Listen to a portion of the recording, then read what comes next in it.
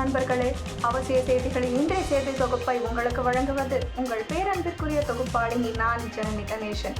இன்றைய முக்கிய செய்திகளின் தொகுப்பை பார்க்கலாம். ஆபரேஷன் சிந்தூர் நடவடிக்கைக்கு முன்பு பாகிஸ்தானுக்கு தகவல் அளித்ததாக காங்கிரஸ் சுமத்தியுள்ள குற்றச்சாட்டு நேர்மையற்றது என மத்திய வெளியுறவுத்துறை அமைச்சர் ஜெய்சங்கர் தெரிவித்தார். எல்லை தாண்டிய பயங்கரவாதம் தொடர்பாக பார்லிமெண்ட் ஆலோசனை குழு கூட்டம் டில்லியில் நடந்தது. இந்த கூட்டத்தில் பேசிய வெளியுறவுத்துறை அமைச்சர் ஜெய்சங்கர், ஆபரேஷன் சிந்தூர் நடவடிக்கைக்கு முன்பு பாகிஸ்தானுக்கு தகவல் அளித்ததாக காங்கிரஸ் சுமத்தியுள்ள குற்றச்சாட்டு நேர்மையற்றது. ஆபரேஷன் சிந்தூர் நடவடிக்கை நடத்தப்பட்ட பின்னரே பாகிஸ்தானுக்கு தகவல் தெரிவிக்கப்பட்டது. எதிர்க்கட்சிகள் உண்மையை தவறாக சித்தரிக்கிறது. இந்தியாவின் ஆபரேஷன் சிந்தூர் குறித்து பாகிஸ்தான் பரப்பும் எந்த ஒரு போலி செய்திகளையும் அகற்றுவதில் அரசாங்கம் தன்னால் முடிந்த அனைத்தையும் செய்தது. லஷ்கர்-இ தொய்பா மற்றும் ஜெய்ஷ்-இ-முகமது ஆகிய பயங்கரவாத அமைப்பின் தலைமையகங்களை பாதுகாப்பு படையினர் துல்லியமாக தாக்கினர். இந்த நடவடிக்கை வேறு எந்த முந்தைய அரசாங்கமும் நினைத்திருக்காத ஒன்று. உலகில் உள்ள 200 நாடுகளில் 3 நாடுகள் மட்டுமே பாகிஸ்தானுக்கு ஆதரவாக நின்றன. அதாவது பயங்கரவாதத்திற்கு எதிரான இந்தியாவின் போராட்டத்தை உலகம் பாராட்டியது என்பது தெளிவாகிறது. சிந்து நதிநீர் ஒப்பந்தம் ரத்து செய்யப்பட்டதன் தாக்கம் அடுத்த சில நாட்களில் தெரியும். பாகிஸ்தான் இந்தியாவை தூண்டும் வரை ஆபரேஷன் சிந்தூர் தொடரும் என்பதில் எந்த குழப்பமும் இல்லை. பாகிஸ்தான் ஆக்கிரமிப்பு காஷ்மீர் மற்றும் பயங்கரவாதம் தவிர பாகிஸ்தானுடன் வேறு எந்த பேச்சுவார்த்தையும் இருக்காது என்றார்.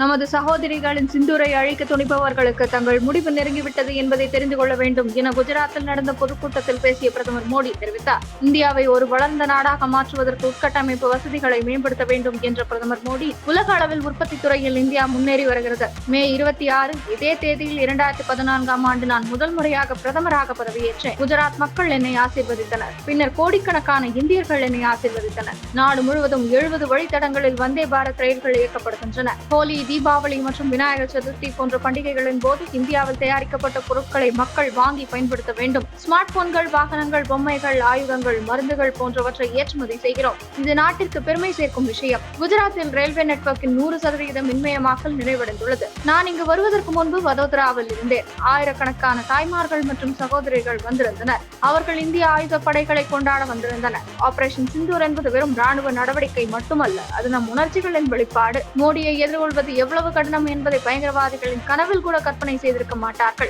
பஹல்காம் தாக்குதலின் படங்களை பார்த்து ரத்தம் கொதிக்கிறது. எனவே நம் நாட்டு மக்கள் விரும்பியதை செய்தேன் என கூறினார். குப்பையில் வீசுவதற்கா மாநில கல்விக் கொள்கை தாக்கல் செய்து ஓராண்டாகியும் தமிழக அரசு வெளியிட தயங்குவது ஏன் என்று பாமக நிறுவனர் ராமதாஸ் கேள்வி எழுப்பியுள்ளார். நாடு முழுவதும் கொரோனா தொற்றாளர்களின் எண்ணிக்கை 1000-ஐ கடந்துள்ளது. கேரளா, டெல்லி, மகாராஷ்டிரா ஆகிய மாநிலங்களில் கொரோனாவால் அதிகம் பேர் பாதிக்கப்பட்டுள்ளனர். வியட்நாம் சென்றுள்ள பிரான்ஸ் அதிபர் இமானுவேல் மேக்ரோன் கன்னத்தில் அவரின் மனைவி தாக்கும் வீடியோ வெளியாகி பரபரப்பை ஏற்படுத்தியுள்ளது. தமிழகத்தில் இருக்கும் 6 மாநிலங்களவை உறுப்பினர்களின் பதவிக்காலம் ஜூலை 24ஆம் தேதியுடன் நிறைவடையும் நிலையில் புதிய மாநிலங்களவை உறுப்பினர்களை தேர்ந்தெடுப்பதற்கான தேர்தல் ஜூன் 19ஆம் தேதி நடைபெறும் என இந்திய தேர்தல் ஆணையம் தெரிவித்துள்ளது. சென்னை திருவான்மியூரில் நடைபெற்ற நிகழ்ச்சி ஒன்றில் பங்கேற்ற ஆந்திர பிரதேச துணை முதலமைச்சர் பவன் கல்யாண், நெஞ்சுக்கு நீதி புத்தகத்தில் ஒரே நாடு ஒரே தேர்தல் நடைமுறையை ஆதரித்து மறைந்த திமுக தலைவர் கருணாநிதி எழுதியுள்ளதாகவும், கருணாநிதி ஆதரித்ததை தமிழக முதலமைச்சர் ஸ்டாலின் எதிர்ப்பது வியப்பாக உள்ளது எனவும் பவன் கல்யாண் தெரிவித்துள்ளார். 10 மற்றும் 12ஆம் வகுப்பு பொதுத் தேர்வுகளில் சிறந்த மதிப்பெண் பெற்ற மாணவ மாணவிகளுக்கு பாராட்டு விழா வரும் மே 30ஆம் தேதி நடத்தப்படும் என்று தமிழக வெற்றிக் கழக தலைவர் விஜய் அறிவித்துள்ளார்.